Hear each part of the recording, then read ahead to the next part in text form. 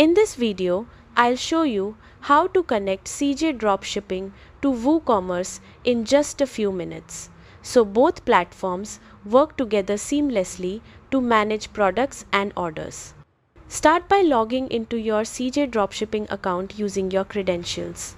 Once you're inside, you'll land on the main dashboard where all your store connections are managed. From the dashboard, locate the authorization section. This is where CJ Dropshipping connects with external platforms like WooCommerce. Click on Authorization, then select the option to add or connect a WooCommerce store.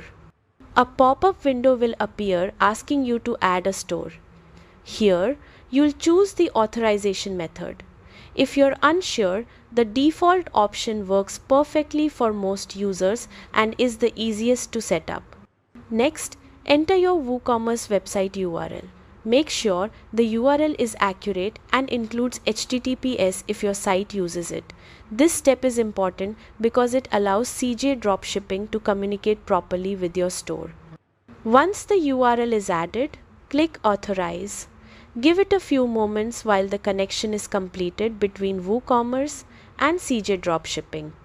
After the process finishes, your WooCommerce store should appear in your CJ dashboard, confirming the connection was successful. You're now ready to sync products, manage orders, and streamline fulfillment directly through CJ Dropshipping.